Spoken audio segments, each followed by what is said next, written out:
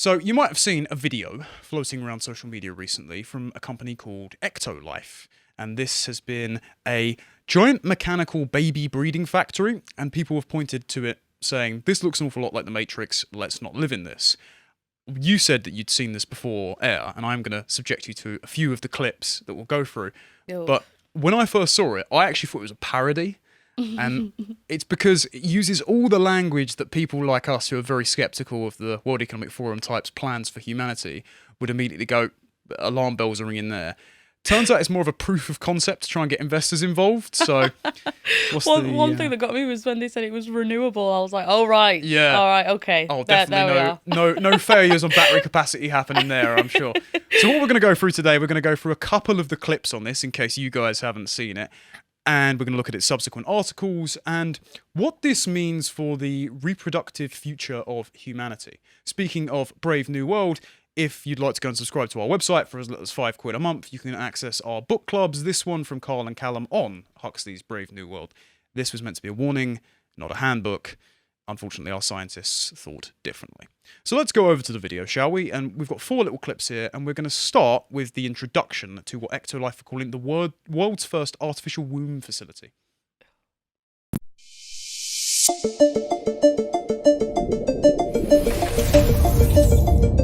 Introducing EctoLife, the world's first artificial womb facility, powered entirely by renewable energy.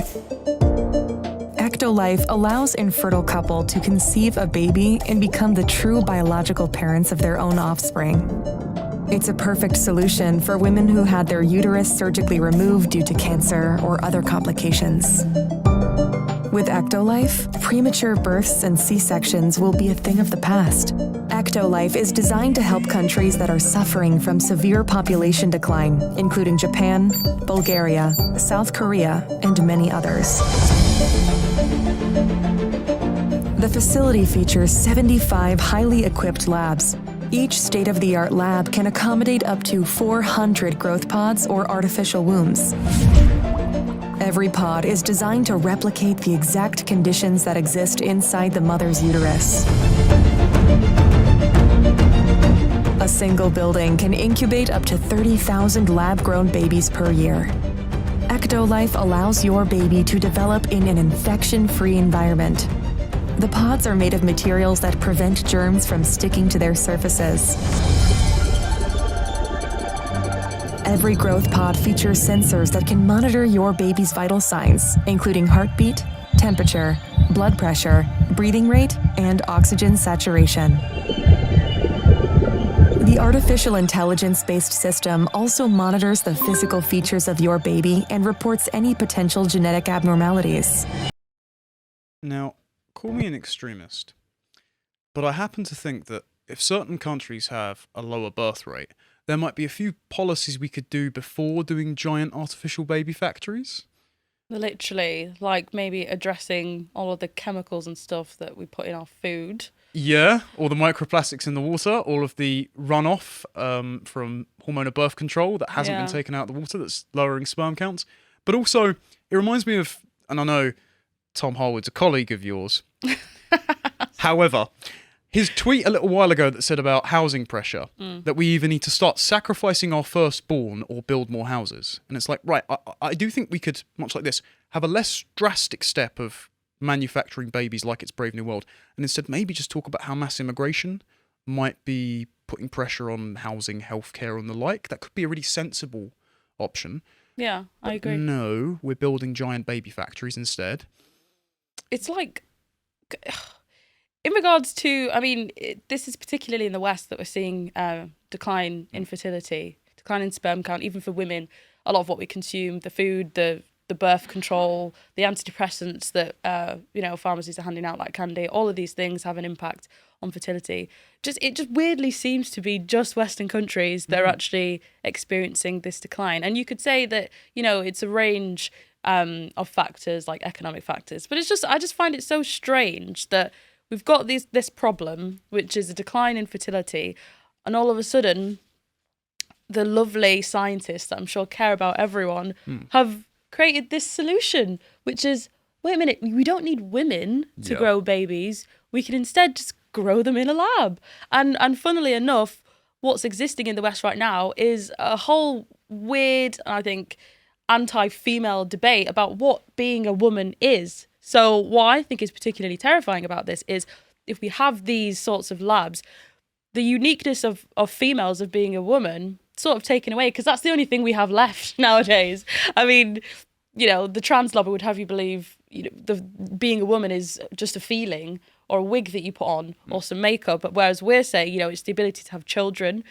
Soon that's going to be obsolete. Well, something that Bo and I spoke about when we were going through the texts that were on the UK's literature curriculum was that at A-level, you're forced to compare, at least I was, Frankenstein and The Handmaid's Tale. And The Handmaid's Tale is a foaming at the mouth feminist fantasy of what a repressive, religious, right-wing society would be in forcing women to give birth because they're the only fertile ones. But they pair that up with Frankenstein, which is about the dangers of science, which is a great parable. But then they garble the message of Frankenstein to say, actually, it's about the extrication of women from the reproductive process, because Victor Frankenstein's so scared of women that not only does he destroy the monster's bride, but then the monster, who's an expression of his unconscious, destroys his bride as well, and his entire enterprise is to make monsters out of corpses so you never actually have to birth real children. And I always thought that interpretation was nonsense, you're throwing out your back to make that far of a reach.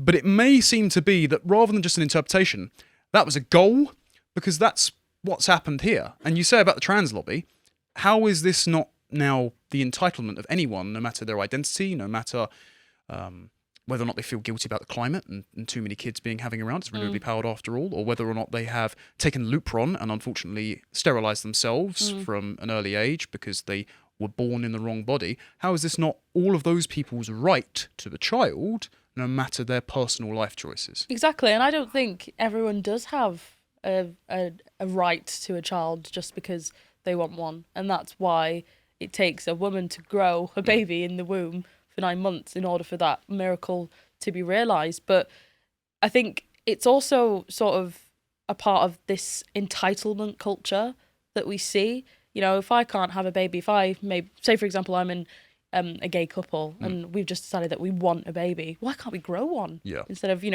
renting a random woman's womb.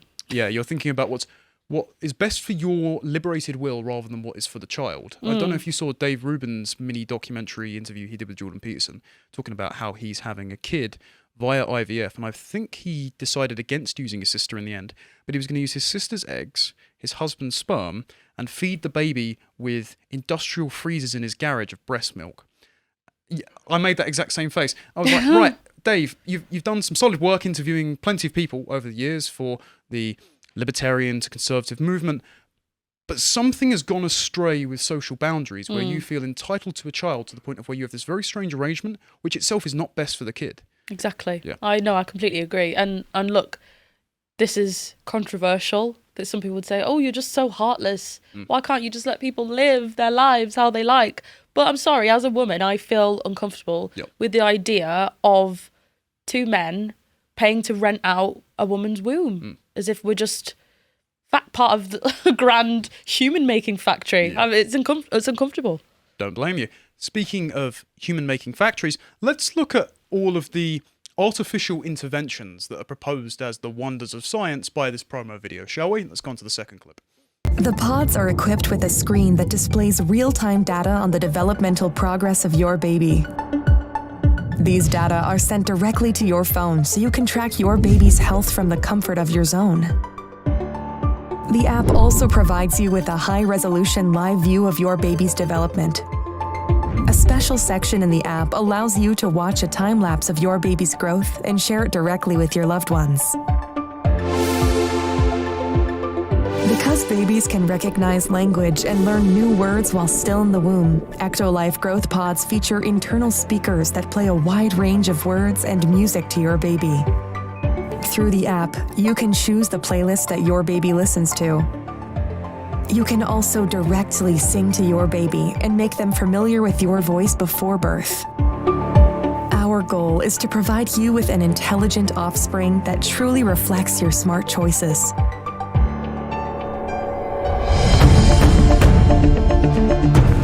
EctoLife improves your bonding experience with your baby. Thanks to a 360 degrees camera that's fitted inside your baby's growth pod, you can use your virtual reality headset to explore what it's like to be in your baby's place. See what they see and hear what they hear. Using a wireless haptic suit connected to your baby's growth pod, you will be able to sense their kicks in the womb and share this experience with your friends and family members. It's almost exactly as you said, in that it's being done for a selfish reason, because it's so performative that the entire incentive to have the baby is you too can do what you don't remember and be a baby in the womb by putting a VR headset on and sharing it on social media as an immersive experience. That's just gross. It's just weird. Yeah. It's not just gross, it's just really weird. I mean, if you grow a child inside of you, you can sing to the child, you can put your hand on the bump and feel the kicking.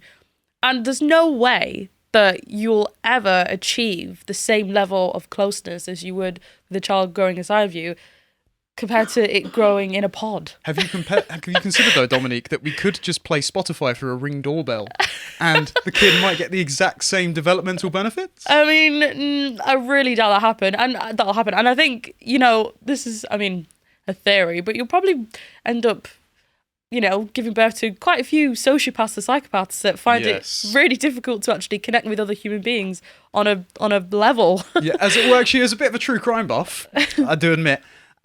One of the main commonalities you see always is a strained or Oedipal relationship between the serial killer and their mum. It's like, well, what was the thing from Macbeth? It was from my mother's womb untimely ripped, and that was meant to be a reference to caesarean section at the time, which was very uncommon.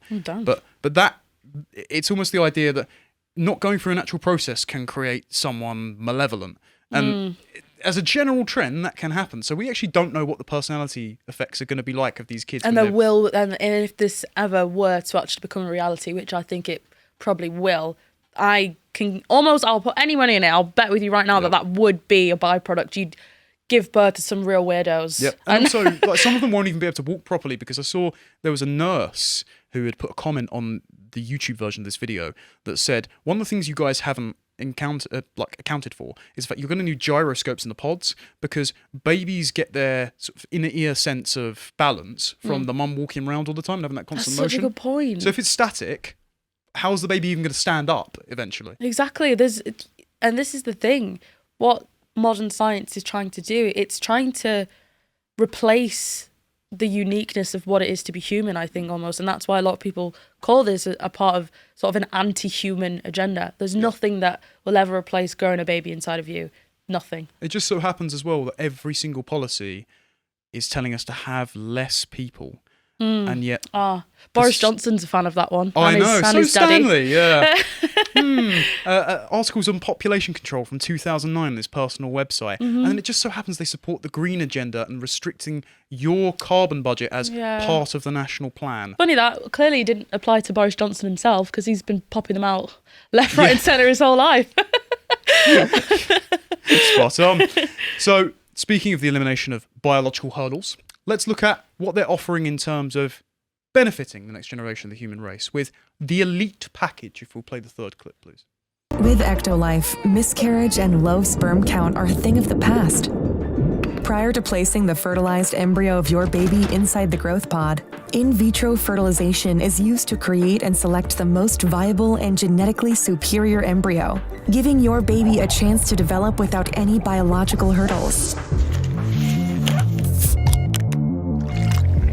And if you want your baby to stand out and have a brighter future, our Elite Package offers you the opportunity to genetically engineer the embryo before implanting it into the artificial womb.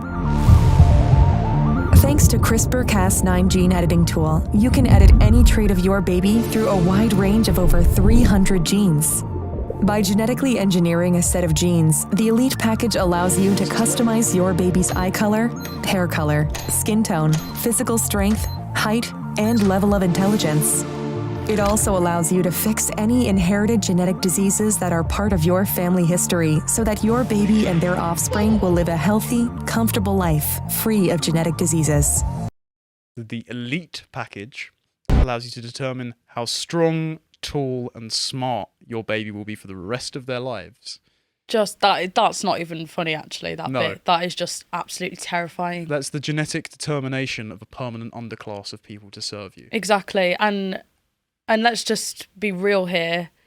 Mostly everyone that can attain this elite package will choose their kid to be the most intelligent of all. Yep.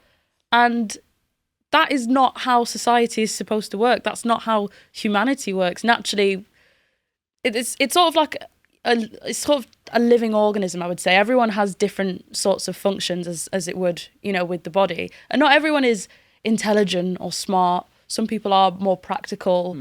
But that's how, society works. We can't have everyone at the top. We can't have everyone super intelligent. That just wouldn't work. Also, intelligence itself is not a marker of moral character, because you have incredibly smart people throughout history who have engineered all sorts of atrocities. It's like... Very true. That's the thing with the psychopathy as well, because psychopaths and sociopaths tend to be very, very intelligent. Yeah, we did a 2-hour mini doc on Ted Bundy, basically. Right. And one of the main reasons he kept getting away with it was because he was an intelligent man who's... Charming. Exactly. See, I knew there was a thing. It was literally called Why Women Like Serial Killers. So you're playing straight into the stereotype here.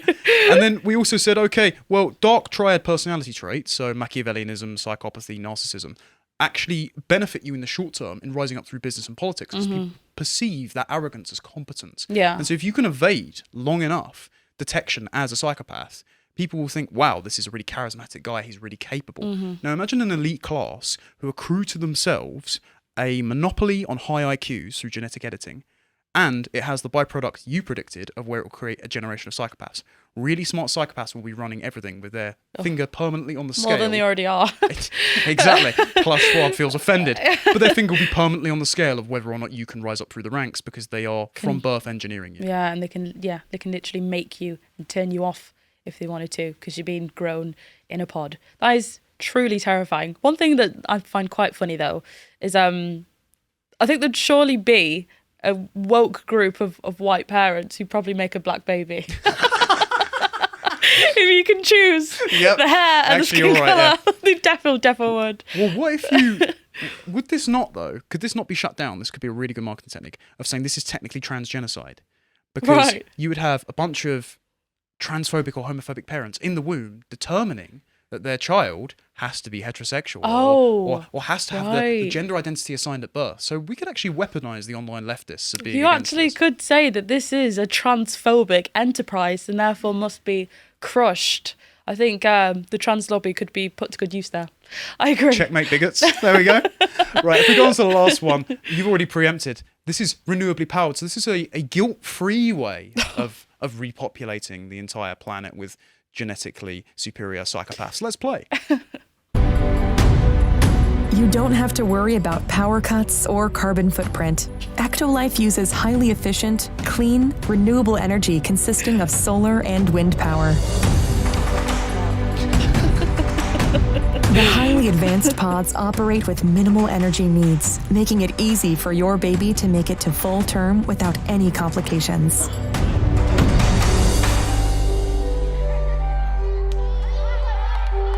And for those who want a more convenient solution, EctoLife is made accessible so your life can be easier. Thanks to our miniaturized bioreactors and long-lasting batteries, you can use EctoLife growth pods at the comfort of your home, allowing you to incubate your baby in your building without the need to visit our factory. Like a Tamagotchi. By owning your special growth pod, you will have the ability to build a happy family, one baby at a time, away from any birth complications. Amazing point. Yeah, you will own nothing and you'll be happy. Grow your baby, live in the pod, eat the bugs. Yeah, live in a building and not a house. Very interesting language there. Yeah, so if we were to steelman this, we could say at the start, their benevolent intent is that women who have suffered from the likes of the microplastics, all those environmental factors that are diminishing your birth rates in these various countries, including our own. I think it's 52% now of women over 30 in the UK don't have kids. Civilizational collapse levels, right? This could really help. However, we've listed all of the problems with genetic editing, disconnectivity from the mother, and I would say worsening the existing culture that we see with things like mass abortion and mass birth control, of where this could nullify the abortion argument in saying, oh, okay, well, because there's an artificial womb, you don't have to kill the baby, we can just pull it out and let it gestate independently, right? Oh God, that sounds even more barbaric. I know, exactly. Because you can literally see it. Yeah.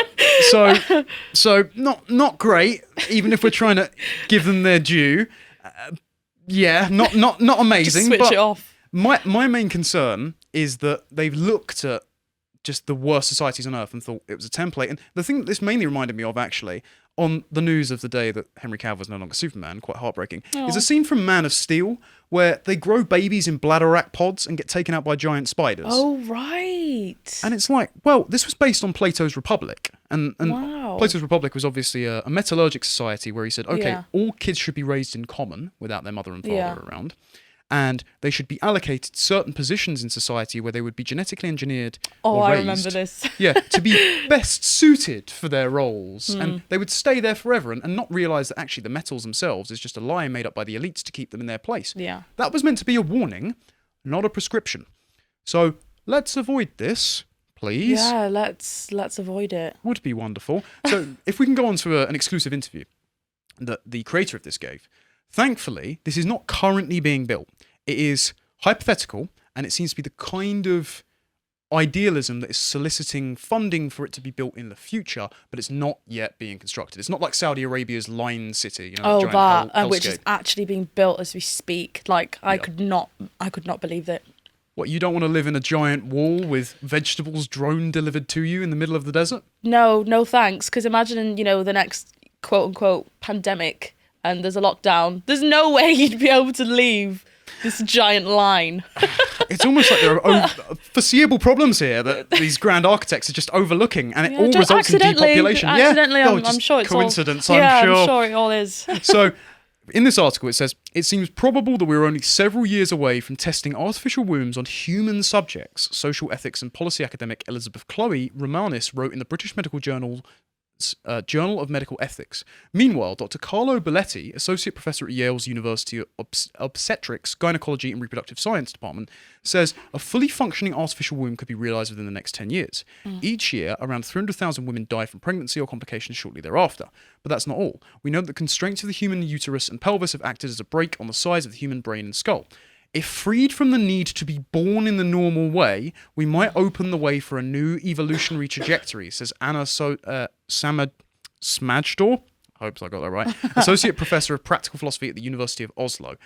So this seems very similar to something that was pointed out to me in the office earlier, in that there was a 70s academic called Shulamith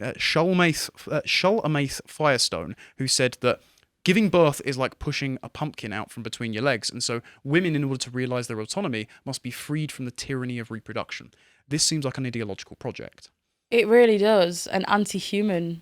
I say ideological. I don't know which one's correct. Ideological? I don't know. Same thing. I'll say ideological. But yeah, no, it does seem to be ideological in the sense that, anything natural, it seems these people have a problem with. And it's always the same excuses. Oh, feminism. Oh, the total liberation anti-racism of the will from the body seems to be the main crux. And it's dangerous. And it does just encourage a new level of entitlement and narcissism.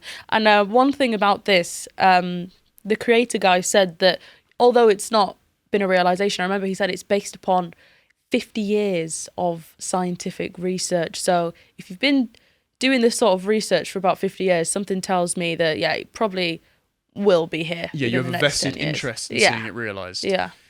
So if we can go to the last one, you've already said very eloquently what kind of babies will be produced for this. What kind of mothers will be produced by this system, shall we? So we have Kelly J. Keane here tweeting out this sincere video by Dylan Mulvaney, who is tracking Dylan's journey into womanhood. Girlhood.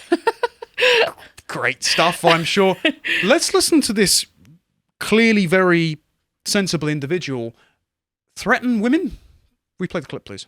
It's not because I'm misogynistic, it's because you're transphobic. We got to work through this. And babe, caring for others, it's the bare minimum. You might not like me, but I care about you. I care about your feelings. I care about your opinion of me, which I'm really trying to get over. And the last thing I will say, and this will probably make you feel really good, is that I'm jealous of you. I wish I was born in your body. I wish I had a uterus. You know, my sex assigned at birth was a biological male. Does that make you feel better hearing me say that? It's just not what God had in mind. So here I am.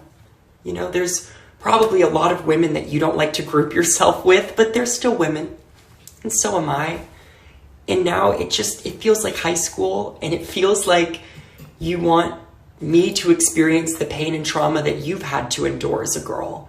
And the fact that here I am, you know, attempting to enjoy womanhood is incomprehensible to you. You know, whether it's that I carry tampons, or that I'm too feminine, or I call myself a girl, or that I'll never birth a child. Well, here's some more good news for you. I'm not enjoying my womanhood as much as I was. And my pain might be different than your pain, but it's very real. So if that was your goal, then congrats. But I'm still a woman, and I'm tired, and we don't have to be BFFs, and you don't have to follow me. Just please don't call the police on me if we bump into each other in the bathroom. You know, my only agenda is to try to find the will to wake up every day and find some ounce of happiness. And believe it or not, somehow I love you. And P.S., I am also very nervous for you, just because hopefully soon transphobia won't be as tolerated online, but your tweets are forever, and I don't want those to come back and haunt you. Okay? Bye. Whoa. I'm very nervous for you, says the person who just went to the White House to talk about a national strategy for tackling transphobia. Wow. But the concerning thing is, well, concerning for transphobes, of course, is that if Dylan, very feminine name, says that I can't have a uterus or a child, so my experience of womanhood is diminished, congratulations, I suppose, because within the next few years, thanks to EctoLife, you will be a full woman, and women will no longer have a monopoly over giving birth and having kids. Exactly. And that's exactly the point I was making. And that prospect, people like that being entitled to look after vulnerable children, I'm sorry, it makes me scared, and call me a transphobe or whatever. But, you know, as he said in the video, I'm trying to wake up every day and find an ounce of happiness. So you clearly haven't found that happiness wearing this costume that you've put on, or, you know, referring to yourself as a girl, even though your name's Dylan.